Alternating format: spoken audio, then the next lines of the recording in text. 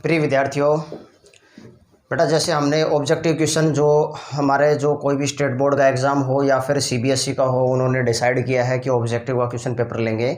तो वैसे भी ये जो हम ऑब्जेक्टिव जो क्वेश्चन पेपर के क्वेश्चन जो सीरीज़ बना रहे हैं, ये हमारे रूटीन एग्ज़ाम के लिए तो इम्पोर्टेंट है ही, बट जो हमारे कोई भी कंपटीशन एग्ज़ाम में आप लोग जो बैठते हो, एनडीए, एयरफोर्स, नेवी या फिर कोई भी जेडब्ल्यू मेंस एडवांस में, उसके लिए भी बहुत ज़्यादा इम्पोर्टेंट है।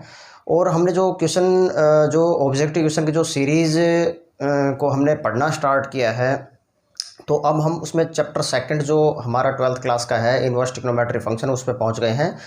उसका हम पार्ट 1 देखेंगे, ठीक है। उसमें जो एक्सरसाइज जो हम पढ़ेंगे, उसमें सारे जो टॉपिक हैं और उनको हम टच करते हुए जाएंगे, और उसमें कंसेप्ट जो लगेगा वो मैं बताता जाऊंगा, और आप उसको ट्राई करके देखें, और मैं भी क्वेश्चन वगैरह है जो मैं ये सोल्व करवाऊंगा, ठीक है। तो बस वीडियो को ज़्यादा से ज़्यादा लाइक, सब्सक्राइब और शेयर ज़रूर किया करें। तो हम इसमें पढ़ लेते हैं पार्ट 1 में। क्वेश्चन नंबर फर्स्ट क्या कहता है, प्रिंसिपल वैल्यू। देखो बेटा, किस क्वेश्चनों को याद और रटना नहीं है, आप लोगों को जस्ट समझना है, ठीक है। उसके लिए एक जो डोमेन और रेंज की जो कंसेप्ट है, वो अब हमारे पास इतना तो टाइम नहीं है कि हम उसको डिस्कस करें इस चीज़ को लेके, क्योंकि हम वो आप भी ऑलरेडी पढ़ चुके हैं। बस आपने पढ़ा है तो आप उसको, ये आपको जो सोल्व करेंगे आपको बहुत ही मतलब इजी लगेगा। अगर पेपर में मोस्ट एक्सपेक्टेड इस टाइप के क्वेश्चन आते हैं, या यही क्वेश्चन आते हैं, या फिर इससे कंसेप्ट या लॉजिक के साथ जो आते हैं, आप उसको इजीली तरीके से सोल्व कर सकते हो, ठीक है। तो बेटा प्रिंसिपल वैल्यू हमें फाइंड आउट करनी है। प्रिंसिपल वैल्यू मीन्स उसकी सिंगल वैल्यू के बारे में बात कर रहा है। तो अब देखो यहाँ से क्या कहता है, लेट कोट इनवर्स √3 को थोड़ी देर के लिए मैं थीटा करूँ, और थीटा जो बिलोंग करेगा, ये मेरे पास किसको बिलोंग करेगा बेटा, 0 से लेके पाई को बिलोंग करेगा, ठीक है। थीटा की जो वैल्यू है ये मेरे पास 0 से लेके उसके पाई को बिलोंग करेगा। आप लोगों को कुछ बातें याद रखनी है बेटा। आपको टेबल ज़रूर आनी चाहिए, उसकी एक जो टेबल है डोमेन और रेंज की, वो टेबल आपको याद रहनी चाहिए, बस ये ज़्यादा इंपॉर्टेंट है। अब यहाँ से अगर मैं एंगल की वैल्यू निकालूँ, इन्वर्स बराबर के उठ के उधर चला जाएगा, तो कोट थीटा। अब देखो cot theta is equal to √3। अब अगर आपको टेबल याद नहीं है तो बड़ी दिक्कत जो आती है अक्सर बच्चों को। टेबल याद रखनी बहुत ज़रूरी है, और ज़्यादा याद मत करो टेबल को। तो आप दो वैल्यू जो है ट्रिग्नोमेट्री फंक्शन की, साइन और कोस की, तो याद करनी पड़ेगी बेटा आपको। और उसको याद क्या, बल्कि जो मैंने 10th क्लास की जो वीडियो अपलोड की उसमें मैंने बताया भी है उसको कैसे बनाओगे, तो आप उसको बना सकते हो, ठीक है। अब यहाँ से मेरे पास आ गया कोट थीटा की वैल्यू √3। अब देखो कोट थीटा जब √3 आ रहा है मेरे पास, तो √3 कोट की टेबल में कब होता है, कितने डिग्री पे होता है। अगर कुछ बच्चों को प्रॉब्लम आती है तो बेटा इसको कोस अपॉन साइन करके देख लो। अगर यहाँ पे अगर मैं कोस अपॉन साइन थीटा अगर करता हूँ, तो कोस थीटा की वैल्यू, मैं तभी तो कह रहा हूँ कि दो वैल्यू आपको याद रखनी पड़ेगी। अब अगर ये 30 डिग्री के बारे में बात करें, तो कोस 30 डिग्री अपॉन साइन 30 डिग्री, तो कोस 30 की वैल्यू √3 अपॉन, तो ये कितना आ गया बेटा, √3 है। तो इसका मतलब ये क्या बनता है, कोट। अब इसको मैं क्या लिख सकता हूँ, अब ये तो हमारा डिग्री एंगल में, ठीक है। अब रेडियन में अगर हम इसको लिखेंगे तो π/6 होगा, ये एक दूसरे को कैंसिल आउट करेगा, ठीक है। और यहाँ से जो थीटा की वैल्यू है π/6, ये बिलोंग भी कर रही है किसको, 0 से लेके π/2 को बिलोंग कर रही है। और ये वैल्यू किसकी आ गई, कोट इनवर्स √3 की। तो इसका मतलब इसका जो रिक्वायर्ड आंसर क्या होगा बेटा, बी होगा। इसका जो रिक्वायर्ड आंसर बी। मैं इसको रब करने के लिए ले लेता हूँ, ठीक है। अब देखो जस्ट आपको समझना है हम इसको कैसे सोल्व करेंगे। अब इसके जो सेकंड जो क्वेश्चन आता है वो टेंजेंट इनवर्स -√3। अक्सर बेटा आपने पढ़ा होगा कि कुछ जो अगर नेगेटिव अगर आ जाते हैं तो उसको हम पाई में से सब्ट्रैक्ट करते हैं, ठीक है।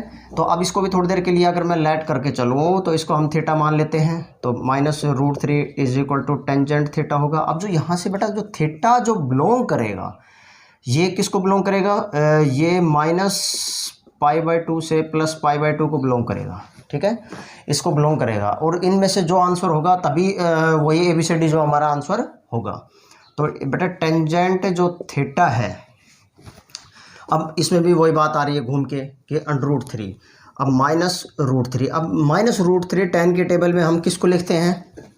अब ऊपर टेंजेंट होता है, यहाँ पे वही बात होगी बेटा sine theta upon cos theta को, ठीक है, sine theta upon cos theta. अब साइन थीटा की वैल्यू 30 डिग्री के केस में जब हम लेंगे तो 30 डिग्री में तो 1/2 हो गया, तो इसका मतलब क्या होगा 60 डिग्री।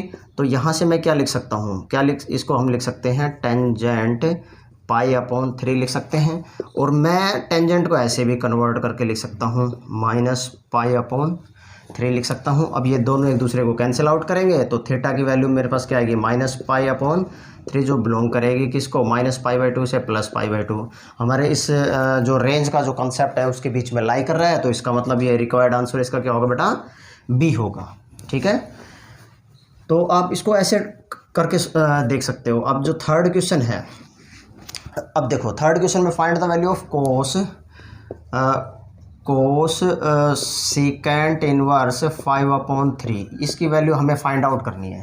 अब इसकी वैल्यू फाइंड आउट करने के लिए इस फंक्शन को हम दो बातें पढ़ते हैं बेटा। इसकी जो प्रॉपर्टी है बाय यूजिंग प्रॉपर्टी, जब हम प्रॉपर्टी का केस पढ़ते हैं तो बेटा कोस इनवर्स x ये x के इक्वल होगा, ठीक है, और x जो है वो उसके डोमेन को बिलोंग करेगा, ठीक है, और कोस इनवर्स कोस x ये भी x होगा जब x बिलोंग्स टू उसकी रेंज को बिलोंग करेगा। समझ गए इतनी बात? तो बेटा इस केस में वो रेंज को बिलोंग करेगा और उस केस में वो क्या डोमेन को बिलोंग करेगा, क्योंकि फंक्शन जो है वो ट्रिग्नोमेट्री फंक्शन, हम सिंपल ट्रिग्नोमेट्री से उसके इन्वर्स में जा रहे हैं। इट मीन्स उसको उसकी जो नेचर है हम उसको नेचर को चेंज कर रहे हैं, ठीक है। तो इसका मतलब हम यहाँ पे पहले क्या बनाएंगे बेटा सीकेंट को क्या बना देंगे हम कोस बनाएंगे। तो बाय यूजिंग प्रॉपर्टी, हम प्रॉपर्टी तो हम ये पढ़ रहे हैं कि कोस इनवर्स x ये x के इक्वल होगा, ये हम इस प्रॉपर्टी का यूज करेंगे। तो इसका मतलब वही कंसेप्ट लेके चलेंगे, लेट सीकेंट इनवर्स 5/3 को थीटा मान लेंगे और 5/3 है is equal to secant theta होगा और 3/5 इसका रेसिप्रोकल हो गया। तो इसका मतलब ये क्या होगा बेटा कोस थीटा, क्योंकि सीकेंट का जो रेसिप्रोकल है वो कोस होगा, ठीक है। इसमें भी बात वही है कि जो थीटा है वो बिलोंग करेगा किसको, जो थीटा है वो इसमें उसके एंगल को बिलोंग करेगा। तो इसका मतलब यहाँ से मैं वैल्यू निकालूँ theta is equal to cos inverse 3/5। अब जो थीटा की वैल्यू आ गई हम किसके इक्वल मान रहे थे सीकेंट इनवर्स 5/3 के, तो ये वैल्यू आ गई। तो यहाँ से मैं कोस इनवर्स 3/5, ठीक है, ये एक दूसरे को कैंसिल आउट करने के बाद इसका जो रिक्वायर्ड आंसर क्या आएगा बेटा 3/5 विच इज़ रिक्वायर्ड आंसर, ठीक है। हाँ ये ध्यान रखना। अगर बेटा इसमें कुछ और आता है तो हम इसमें कंसेप्ट देखो, अगर इसमें मान सपोज करो टेंजेंट आता है तो इसका मतलब हम आइडेंटिटी लगाएंगे। यहाँ पे हम इसमें एक राइट एंगल ट्रायंगल का कंसेप्ट भी लगा सकते हैं। ये आप लोगों के ऊपर डिपेंड करता है कि आपको इजीली तरीके से कौन सा सोल्व कर सकते हो, ठीक है। अब देखो फाइंड प्रिंसिपल वैल्यू इसकी कोस इनवर्स 1/2, तो वही लेट कोस इनवर्स 1/2 को थीटा मान लेते हैं।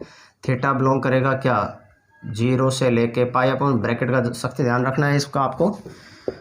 1/2 is equal to cos theta होगा बेटा, ठीक है। और यहाँ से वैल्यू किसकी निकालेंगे हम। अब यहाँ पे एक बात आ रही है क्या cos theta is equal to positive है, और जो इसका मतलब कोस थीटा जो पॉजिटिव है तो आइडेंटिटी का जो कंसेप्ट है साइन थीटा, क्योंकि मुझे इसको क्या कन्वर्ट करना है, मुझे साइन इनवर्स करना है, और अभी जस्ट हमने प्रॉपर्टी पढ़ी थी तभी ये एक्स के इक्वल आएगा, ठीक है बेटा। तो इसका मतलब ये पॉजिटिव वैल्यू 1 माइनस क्या होगा कोस स्क्वायर थीटा होगा, ठीक है। अब यहाँ से 1 माइनस 1/4 तो इट मीन्स क्या होगा √3/2। अब यहाँ से बेटा क्या होगा sine theta is equal to positive value है जो लाई करेगी वे मेरे पास इस वैल्यू तक लाई करेगी, ठीक है। इस साइन थीटा की वैल्यू जो है वो पॉजिटिव आ रही है, और जो मेरे पास एंगल है ये जो क्लोज्ड ब्रैकेट के कारण ये कंसेप्ट पे लाई करेगी। तो इसका मतलब sine theta is equal to क्या होगा बेटा √3/2, theta is equal to sine inverse √3/2, और ये किसके इक्वल होगा कोस इनवर्स 1/2 के। तो यहाँ से साइन, ठीक है, और साइन इनवर्स √3/2 ये कैंसिल आउट हो गए, इज इक्वल टू क्या आएगा √3/2। आगे बेटा वही sine inverse x is equal to किसके इक्वल होगा, x के इक्वल। चलो इसका आंसर क्या होगा बेटा, बी। अब मैं इसको रब कर देता हूँ। अब थोड़ा सा और आगे हम पढ़ लेते हैं क्वेश्चन नंबर 5। अब क्वेश्चन नंबर 5 बहुत ही इंपॉर्टेंट क्वेश्चन है और ये बड़े नंबर में भी पूछा जाता है बेटा, बड़े जो 2 मार्क्स का जो क्वेश्चन होता है उसमें भी पूछा जाता है अक्सर, और ये ऑप्शन टाइप में पूछा जाता है और बहुत ही कंपटीशन एग्जाम में भी काफ़ी रिपीट भी हुआ है ये क्वेश्चन। तो tangent inverse √3 minus secant inverse -2। अभी तक तो हमने केवल एक ट्रिग्नोमेट्री जो इनवर्स है उसकी वैल्यू, प्रिंसिपल वैल्यू किस तरह फाइंड आउट करते हैं, हमने वो क्वेश्चन हम उठाए हैं। अब एक से ज़्यादा ट्रिग्नोमेट्री, अब देखो यहाँ ज़रूरी नहीं है कि ट्रिग्नोमेट्री जो फंक्शन है, इनवर्स ट्रिग्नोमेट्री फंक्शन वो 2 ही हो, 2 से ज़्यादा भी हो सकते हैं, मल्टीपल में भी हो सकते हैं। अक्सर क्वेश्चन मल्टीपल में 6 मार्क्स में भी पूछा जाता है कि जब हमारे पास 6 ट्रिग्नोमेट्री रेशो है तो क्वेश्चन का जो लेंथ होगी वो 6 भी हो सकती है। ठीक है, बस आपको जो स्टेप टू स्टेप है सिर्फ उसी के अकॉर्डिंग चलना है आपको। ठीक है, तो अब देखो ये जो टेंजेंट इनवर्स है, टेंजेंट इनवर्स √3/θ, तो √3 इज इक्वल टू किसके इक्वल होगा बेटा, टेंजेंट थीटा के। अब जो ये है टेंजेंट वो ये sine upon cos, sine upon cos हो गया तो 60 डिग्री पे जाएगा ये। Tangent theta is equal to tan π/3। ठीक है, तो थीटा की वैल्यू कितनी होगी, π/3, जो बिलोंग करेगी किसको, 0 से लेके -π/2 से लेके +π/2 तक बिलोंग करेगी। और जो सीकेंट इनवर्स है इसको भी लेट करके थोड़ी देर के लिए थीटा मान लेते हैं, सीकेंट थीटा। ठीक है, अब इसमें थोड़ा सा ध्यान रखना है बेटा, इसमें जब हमारे पास बेसिकली जो 3 ट्रिग्नोमेट्री जो फंक्शन है उसमें अगर इनवर्स का कंसेप्ट आता है, इट मीन्स कौन कौन सा, कोट इनवर्स, सीकेंट इनवर्स और कोस इनवर्स, उसमें हम एंगल वो क्वाड्रेंट को चेंज करता है, और जो क्वाड्रेंट को चेंज करेगा तो उसमें से हम उसको डायरेक्टली उसका कोई लॉजिक नहीं बनता, तो उसमें हम क्या करेंगे, उसमें से हम उसको क्वाड्रेंट के अकॉर्डिंग उसको जब हम नेगेटिव करेंगे तो नेगेटिव को डायरेक्टली पॉजिटिव करने का तरीका नहीं होगा, तो उसको हम एंगल में से सब्ट्रैक्ट करेंगे, और जो एंगल होगा वो जिसमें सब्ट्रैक्ट करेंगे वो 180 डिग्री होगा। ठीक है, तो इसका मतलब क्या होगा, secant theta is equal to -2। अब ये सीकेंट किसकी वैल्यू होगी, 60 डिग्री की वैल्यू होती है, किसकी वैल्यू होगी बेटा, 60 डिग्री की। तो माइनस सीकेंट ये 60 डिग्री, इट मीन्स 3π/3। ठीक है, अब इसको क्या करें कि सीकेंट π-π/3 करने पे ये कैंसिल आउट होगा, थीटा की वैल्यू कितनी होगी यहाँ से बेटा, 2π/3। अब यहाँ से भी थीटा की वैल्यू, अब इसको मैं थीटा मान रहा हूँ और इसको मैं थीटा मान रहा हूँ, तो ये वैल्यू मुझे देगा क्या, सीकेंट इनवर्स -2 देगा, और ये वैल्यू जो देगा मुझे टेंजेंट इनवर्स √3 देगा। ठीक है, तो इसका मतलब इसको जो मैं रिप्लेस करूँगा वैल्यू को तो π/3 -2π/3, अगर 1π/3 में से वैल्यू सब्ट्रैक्ट करेंगे तो -π/3 वैल्यू होगी, जो मेरे पास रिक्वायर्ड आंसर इसका क्या होगा, बी। ठीक है, तो बेटा ये क्वेश्चन आप है ना वीडियो को पॉज करके नोट डाउन करो, फिर नेक्स्ट क्वेश्चन को मैं और लिखता हूँ और मैं आपको वो सॉल्व करवा रहा हूँ।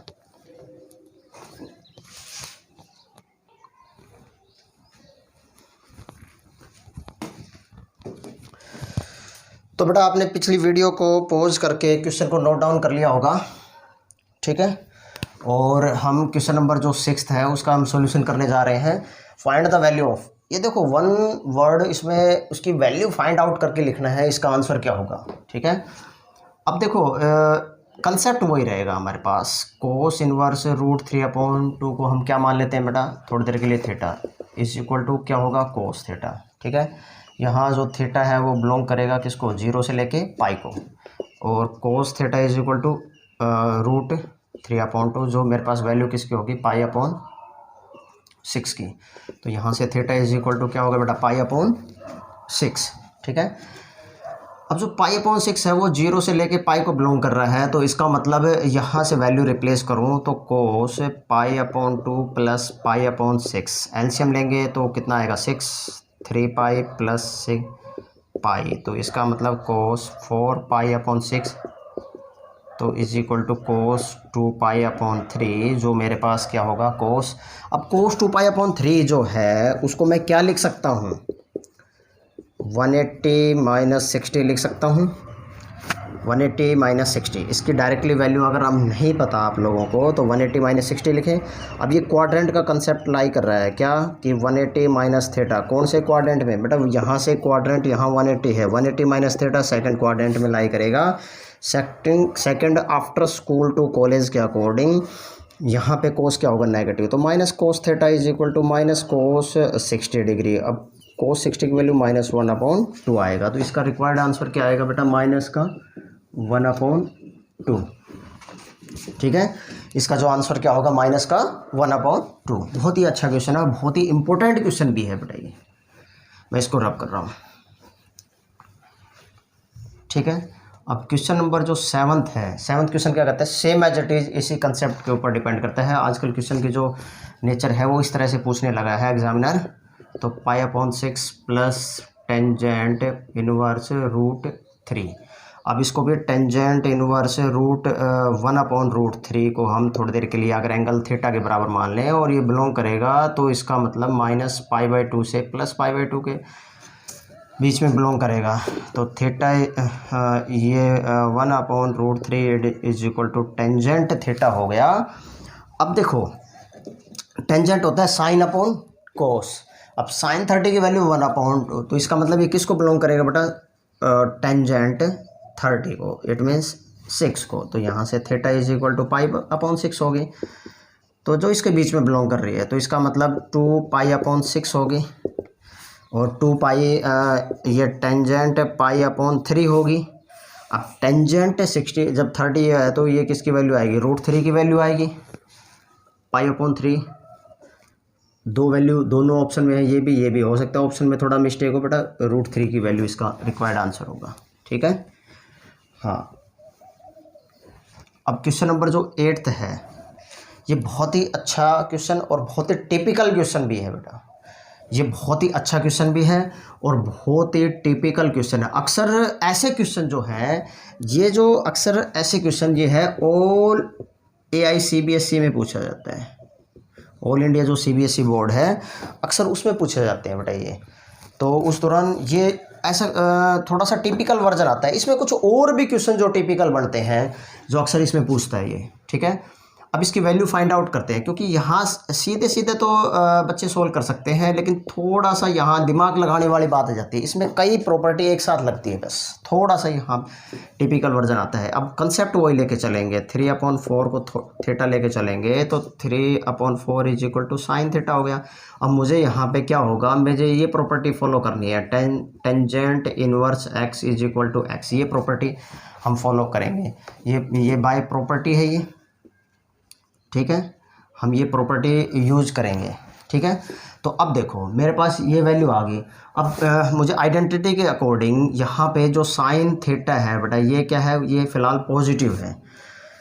तो कोस थीटा की जो वैल्यू है, मुझे tan लाने के लिए कोस की वैल्यू निकालनी पड़ेगी। तो कोस theta is equal two plus में 1 माइनस साइन स्क्वायर थीटा, ये मुझे आइडेंटिटी के अकॉर्डिंग पता लगा। तो 9/16 इज इक्वल टू √7/4, ये किसकी वैल्यू आ गई बेटा, कोस थीटा की। ठीक है, अब यहाँ से देखो ये बन गया मेरे पास टेंजेंट, इसको मैं क्या मान रहा हूँ, थीटा मान रहा हूँ। साइन इनवर्स को मैं क्या मान रहा हूँ बेटा, ये थीटा मान रहा हूँ। तो टेंजेंट θ/2। अब समझ लो मुझे इसकी वैल्यू फाइंड आउट करनी है। अब यहाँ से बेटा एक बात दिमाग में आती है, क्या हम एक कंसेप्ट पढ़ते हैं कि जब sine cos ten in terms of ten की फॉर्म में, ठीक है, जब अक्सर ये तीन अगर टेन की फॉर्म में बन रहे हैं तो सवाल भी तीन तरीके से बनेगा बेटा, ये ध्यान रखना। तो इसका मतलब साइन 2 थीटा अगर टेन की फॉर्म में बनेगा तो 2 tangent theta divide by 1 plus tangent square theta. अब कोस 2 थीटा इज इक्वल टू बनेगा तो 1 minus tangent square theta upon 1 plus tangent square theta. ठीक है, अच्छा, और ये अगर टेंजेंट 2 थीटा बनेगा तो 2 tangent theta divide by 1 minus tangent square theta. लेकिन जब ये इन्वर्स का केस आता है, मुझे अगर इसका इन्वर्स चाहिए तो 2 tangent inverse is equal to sine inverse 2x या 2 थीटा 1 माइनस थीटा स्क्वायर होगा, थीटा लगा लो यहाँ पे। अच्छा ये क्या होगा, 2 टेंजेंट इनवर्स, ठीक है, और थीटा हो गया तो ये क्या होगा बेटा, 1 माइनस टेंजेंट क्या होगा थीटा, ये होगा कोस इनवर्स, ठीक है, कोस इनवर्स 2x अपॉन ना 1 माइनस एक्स स्क्वायर, यहाँ x मानूँ तो 1 प्लस एक्स स्क्वायर हो गया। और इसी तरह ये भी 2 tangent inverse x is equal to tangent inverse 2x upon 1 minus x square. इनमें से इस प्रॉपर्टी का यूज़ करेंगे, ठीक है। अब मेरे पास बेटा वैल्यू किसकी दे रखी है, tan की वैल्यू किसकी दे रखी है, tan की। तो अब मैं इसकी जो tan की वैल्यू है, अगर इसको मैं डायरेक्टली यूज़ करूँ, डायरेक्टली अगर मैं इसका यूज़ करूँ तो इसका मतलब मैं क्या करूँगा बेटा, इसमें 1 माइनस कोस थीटा और divide by 1 plus cos theta. क्या होगा, जब ये हाफ एंगल का फॉर्मूला, ये भी हाफ एंगल का फॉर्मूला है, तो इसका मतलब मैं इसको क्या लिख सकता हूँ, ये 2 sine square theta upon 2 cos square theta upon 2, ये कैंसिल आउट होकर ये क्या बन गया मेरे पास, under root tangent square theta upon 2, और ये is equal to tangent theta upon 2। तो ये हम क्या इस्तेमाल करेंगे, हम इसको डायरेक्टली इस फॉर्मूले को हम यूज़ करेंगे। और जो मैंने अभी जो कंसेप्ट लिखवाया था sine cos ten in terms of ten के फॉर्म में, हम वो कंसेप्ट भी इसमें यूज़ कर सकते हैं। तो बेटा यहाँ सबसे ज़्यादा प्रॉब्लम आती है बच्चों को यहाँ, और ये इसी वजह से ये बच्चे अक्सर यहाँ तक तो सोल्व कर देंगे, उसके बाद इनको समझ में नहीं आता कि इसको हम शॉर्ट रूप में कैसे करें, ठीक है। तो अब मेरे पास कोस की वैल्यू है, तो 1 माइनस रूट 7 अपॉन 4 और 1 प्लस रूट 7 अपॉन 4, ठीक है। तो 4 माइनस रूट 7 और यहाँ से 4 प्लस रूट 7, ऐसा कोई ऑप्शन है नहीं है, तो इसका रेशनलाइजिंग करके देखते हैं। 4 minus root 7 upon 4 minus root 7, तो ये क्या होगा बेटा, सेम टर्म है, तो 4 माइनस रूट 7 का स्क्वायर, और यहाँ से फॉर्मूला बनेगा a plus B A minus B, तो 16 माइनस 7, ठीक है। तो 16 प्लस 7 माइनस क्या होगा 8 रूट 7 अपॉन 9, ठीक है, और 23, तो ये 7 हो गया, minus twice of A B, minus का ये माइनस का कितना हो गया 16 ना सॉरी 8 रूट 7 अपॉन 9 का ये आ गया बेटा 3, और ये अंडर रूट रहेगा। ऐसा कोई ऑप्शन आ रहा है, ऐसा कोई ऑप्शन ही नहीं आ रहा, तो इसका आंसर किस में जाएगा, नन ऑफ दीज। इसका आंसर क्या होगा बेटा, डी का मतलब नन ऑफ दीज, आंसर ये तो आ रहा है। अब इसको फिर चेक करके देख लो बेटा, अगर कोई मिस्टेक तो नहीं हो रही है। मेरे पास ये वैल्यू आ गई, ठीक है। उसके बाद यहाँ से 4 माइनस रूट 7 अपॉन 4 से 4 कैंसिल आउट होगा, ये इसका रेशनलाइजिंग कर लिया हमने, ये अभी तक कोई आ नहीं रहा था। अगर इसका न्यूमरेटर का भी रेशनलाइजिंग अगर मैं करता हूँ, एक बार न्यूमरेटर का रेशनलाइजिंग और चेक करके देख लेते हैं क्या कहता है, रूट 7 अपॉन 4 प्लस रूट 7, तो यहाँ से 4 प्लस रूट 7 और 4 प्लस रूट 7, तो इसका मतलब है 16 माइनस 7 9, ये 3 आ गया, तो बात वही आ रही है बेटा, ये नहीं होगा, तो इसका आंसर क्या होगा, डी नन ऑफ दीज। ये कोई आंसर ए बी सी तो मैच कर नहीं रहे, तो इसका आंसर क्या होगा, डी। अब मैं इसको रब कर रहा हूँ, बहुत इंपॉर्टेंट क्वेश्चन था बेटा, और बहुत ही बढ़िया और फर्स्ट क्लास क्वेश्चन है। अब क्वेश्चन नंबर 9 क्या कहता है कि हमें ये वैल्यू फाइंड आउट करनी है साइन इनवर्स साइन 5 की। अब देखो, अगर यहाँ पे कोई ट्रिग्नोमेट्री फंक्शन होता, कोई एंगल होता जिसको हम सब्स्टिट्यूशन कर सकते थे, जब तो हम कर सकते थे, ठीक है। लेकिन इसमें ऐसा कुछ नहीं दे रखा कि ये वैल्यू किसको बिलोंग करेगी, ये वैल्यू किसको बिलोंग करेगी, और बाहर इसकी इन्वर्स दे रखी है। तो कहने का मतलब ये है कि जब हम बाय यूजिंग प्रॉपर्टी पढ़ते हैं, बाय यूजिंग प्रॉपर्टी हम पढ़ते हैं, और अगर ये साइन इनवर्स साइन एक्स है तो ये एक्स होता है, और जो एक्स है वो बिलोंग करेगी किसको, -π/2 से +π/2, ये इसकी रेंज होती है बेटा। लेकिन जब अगर ये ऐसे दे रखा होता साइन इनवर्स एक्स, तब भी एक्स होगी, और जब एक्स है इसकी बिलोंग करेगी इसके डोमेन को, ठीक है, इसकी डोमेन, ये इसकी क्या कहलाएगी बेटा, डोमेन कहलाएगी, और ये इसकी क्या कहलाएगी बेटा, इसकी रेंज कहलाएगी। हम इसके बारे में पहले भी हम पढ़ चुके हैं। अब यहाँ एक बात आपको मैं कंसेप्ट लिखवाता हूँ कि जब साइन इनवर्स साइन एक्स, यहाँ पे हम दो बातें पढ़ेंगे, एक तो एंटी क्लॉकवाइज क्वाड्रेंट होगा और एक क्लॉकवाइज क्वाड्रेंट होगा। तो उस दौरान जो इसकी वैल्यू जो रोटेट करेगी एंटी क्लॉकवाइज क्वाड्रेंट और क्लॉकवाइज क्वाड्रेंट में, तो वो कहाँ से कहाँ तक रोटेट करेगी, वो माइनस, जब हम एंटी क्लॉकवाइज क्वाड्रेंट लेंगे तो यहाँ से 0 से लेके π/2, ये पाई और ये 3π/2, और जब हम क्लॉकवाइज क्वाड्रेंट लेंगे तो 0 से लेके -π/2, ये -π और -3π/2, ये कंसेप्ट। तो इसका मतलब वैल्यू जो कहाँ से कहाँ तक घूमेगी बेटा, एक बार घूमेगी -π/2 से -3π/2, जब वैल्यू क्या होगी -π -x होगी, और जो x है वो बिलोंग करेगा -3π/2 से -π/2, ठीक है। और ये वैल्यू x कब होगी, जब x बिलोंग करेगा किससे, -π/2 से +π/2, और जब ये वैल्यू पॉजिटिव होगी तो प्लस की पाई प्लस x होगी, ठीक है, प्लस x होगी ना -x होगी, तो x बिलोंग करेगा किससे, 3π/2 से +π/2, ये वैल्यू घूमेगी, ठीक है। जब ये कंसेप्ट होगा, ये ध्यान रखना बेटा, ये कंसेप्ट ये होना चाहिए, ये बाहर इन्वर्स होना चाहिए, अंदर उसका ट्रिग्नोमेट्री फंक्शन होना चाहिए, तो ये इस कंसेप्ट को फॉलो करेगी। इसमें हम दो बातें पढ़ते हैं, क्या, क्लॉकवाइज क्वाड्रेंट और एंटी क्लॉकवाइज क्वाड्रेंट, ठीक है।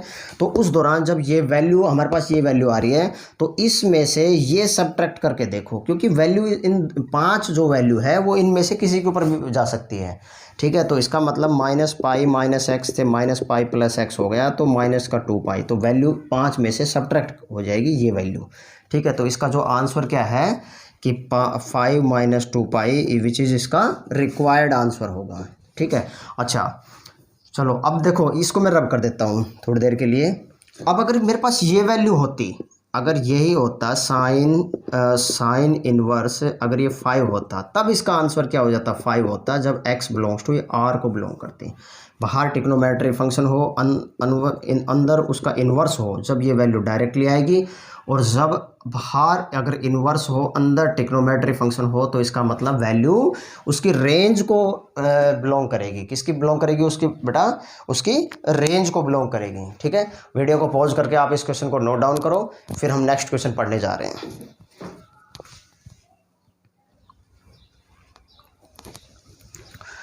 तो बेटा आपने नोट कर लिया होगा।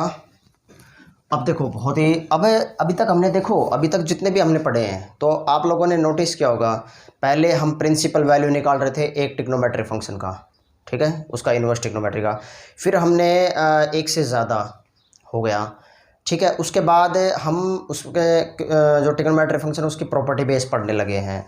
तो जो प्रॉपर्टी है वो एक्सरसाइज 2.2 में है। तो इसका मतलब जो मैं यहाँ कवर कर रहा हूँ, यहाँ मैं एक्सरसाइज 2.1 एंड एक्सरसाइज में 2.2, हम इसके कुछ क्वेश्चनों को हमने टच किया है, तो पार्ट 1 है। अब पार्ट 2 में थोड़ा सा इसका टिपिकल वर्जन है, हम उसके एक से ज़्यादा जो मल्टीपल करके क्वेश्चन आते हैं ट्रिग्नोमेट्री फंक्शन के, हम उसको भी हम स्टडी करेंगे, ठीक है। तो हम उसको पार्ट 2 में हम कवर करेंगे। तो अब देखो ये जब value of sine inverse x plus cos inverse x, तो अब जब हमारे पास ट्रिग्नोमेट्री रेशियो 6 होते हैं, तो बेटा क्वेश्चन की जो सेंस है वो 6 तरीके से भी बनेगी। अब जैसे डायरेक्टली हम या इसको प्रूव भी कर सकते हैं, sine inverse x cos inverse x is equal to किसके इक्वल होगा बेटा, ये π/2। अगर ये इसी तरह secant inverse x plus cosecant inverse x, ये भी किसके इक्वल होता है, π/2। और tangent inverse x plus cot inverse x, ये भी किसके इक्वल होगा बेटा, π/2। तो इसका मतलब जो भी रिलेशन होगा ये π/2। और ये क्वेश्चन देखो 4 नंबर के लिए भी इम्पोर्टेंट होता है, ये क्वेश्चन अक्सर 4 मार्क्स में भी पूछा जाता है और 1 मार्क्स में भी पूछा जाता है। इस क्वेश्चन की जो नेचर ऐसा है कि ये 4 मार्क्स में पूछा जाएगा और क्वेश्चन 1 मार्क्स में पूछा जाएगा। तो डायरेक्टली आपको कैसे करना है 1 मार्क्स का, तो वो जैसे हमारे पास ये π/2 इसकी वैल्यू है, और अगर कोई बस फ़र्क इतना है कि दो अपोजिट फंक्शन है एंगल सेम है और sum is equal to pi by two, इस कंसेप्ट के ऊपर चलना है आपको। तो दोनों वैल्यू क्या होगी, पाई बाई टू। अगर यहाँ पे एक्स की वैल्यू क्या है कि दोनों सेम होनी चाहिए। अगर मैं कोई एक एग्जांपल से अगर समझाऊं तो बेटा, अगर मान लो सपोज करो ये साइन इनवर्स 1/8 है प्लस कोस इनवर्स एक्स है, ये पाई बाई टू है, तो डेफिनेटली अगर एक्स की वैल्यू पूछे तो वो ये भी किसके इक्वल होगी बेटा, 1/8 के इक्वल होगी। ठीक है, तो अब ये तीन रिजल्ट जो है हम इसको प्रूव भी कर सकते हैं। अगर आपको याद नहीं है तो कोई इतनी बड़ा इशू नहीं है, आप उसको प्रूव भी कर सकते हो। ठीक है, अब देखो क्वेश्चन नंबर 11 है, बहुत ही इंपॉर्टेंट कंसेप्ट है और थोड़ा सा हट के कंसेप्ट है। ठीक है, अब सबसे पहले इसकी principal value, single value find out करनी है। तो सबसे पहले ये देखो कि ये है क्वेश्चन की जो स्टेटमेंट है मेरे पास, ये कह रहा है कि 7π/6। तो सबसे पहले जो इन्वर्स के केस में जो एंगल बिलोंग करेगा थीटा, वो किसको बिलोंग करेगा, -π/2 और +π/2 को। ठीक है, तो इसका मतलब अगर ये एंगल लाई कर रहा है ऑलरेडी, तो 7π/6 डज नॉट बिलोंग्स टू किसको, -π/2 से +π/2 को बिलोंग नहीं कर रहा। ठीक है, तो अगर हम इसके बीच में लेके आएंगे तब वो उसका रिक्वायर्ड आंसर होगा। तो यहाँ से अब इसको सोल्व करने का तरीका क्या होगा बेटा, 180 डिग्री, तो 30 = 210 हो गया, ये 180 + 30 हो गया। तो साइन है तो इसका मतलब यहाँ साइन करूँगा, साइन 180 + 30 डिग्री हो गया, तो यहाँ से क्या होगा, माइनस साइन 30 डिग्री हो गया। ठीक है, साइन -30 डिग्री हो गया, तो इसको मैं क्या लिख सकता हूँ, साइन -π/6 लिख सकता हूँ। ठीक है, तो यहाँ से साइन और साइन यहाँ से क्या होगा, -π/6, जो ये बिलोंग कर रहा है, ये बेटा इसको बिलोंग कर रहा है किसको, -π/2 से +π/2 की वैल्यू को बिलोंग कर रहा है। ठीक है, तो ये कैंसिल आउट होने के बाद इसका आंसर क्या होगा, -π/6, जो मेरे पास है इसका रिक्वायर्ड आंसर ये होगा। ठीक है, हाँ, तो अब देखो क्वेश्चन नंबर हमने 11 पढ़ लिया है। अब थोड़ा सा उसको करने का तरीका समझो बेटा, उसको कैसे सोल्व करेंगे। अगर मेरे पास सबसे पहले हम अगर इस तरह के क्वेश्चन, ये आपको कंफ्यूज करने के लिए देंगे।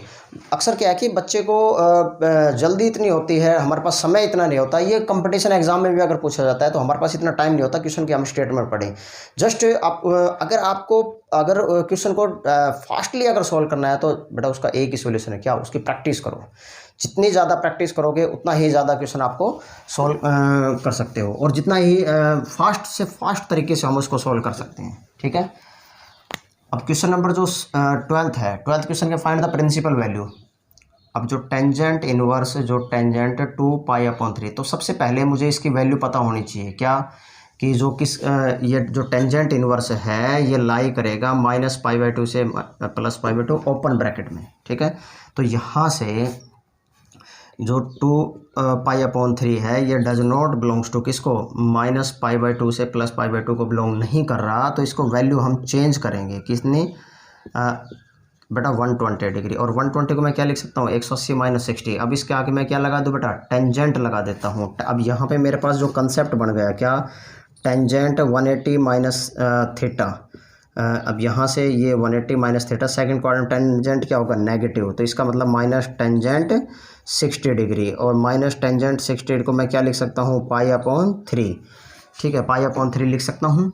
तो इसका जो अब माइनस ये जो है -π/3 ये बिलोंग करेगा किसको, -π/2 से +π/2 को। तो इसका मतलब टेंजेंट इनवर्स टेंजेंट π/,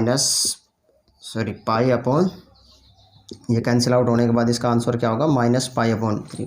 हम यहाँ पे प्रॉपर्टी लगा रहे हैं, कौन सी, बाय यूजिंग प्रॉपर्टी। हम यहाँ पे इस प्रॉपर्टी का इस्तेमाल कर रहे हैं यहाँ पे कि टेंजेंट इनवर्स टेंजेंट x, ये x होगा जब मेरे पास जो x की वैल्यू है वो -π/2 से +π/2 लाई कर रही है।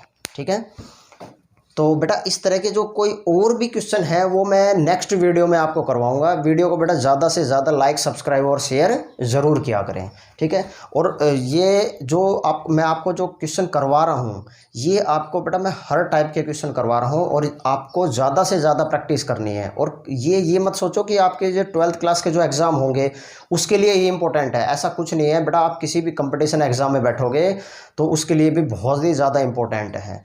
किसी भी भी कंपटीशन एग्जाम में बैठना, आप इवन तक एनडीए का पेपर उठा के देखना, एनडीए का पेपर भी मैं सोल्व करवाऊंगा, बच्चों की अक्सर डिमांड आ रही थी, तो एनडीए का जो पेपर है उसमें भी डेफिनेटली ये क्वेश्चन पूछा हुआ है, आप देख सकते हो इस तरह के क्वेश्चन पूछता है वो डेफिनेटली। और आपको जस्ट वो कैसे सोल्व होंगे उसकी प्रैक्टिस करें, जितनी ज़्यादा प्रैक्टिस करोगे उतने ही ज़्यादा क्वेश्चन आप अटैम्प्ट करोगे और उतने ही बेहतर तरीके से अटैम्प्ट करोगे। ठीक है, तो वीडियो को ज़्यादा से ज़्यादा लाइक, सब्सक्राइब और शेयर ज़रूर करें। Thank you.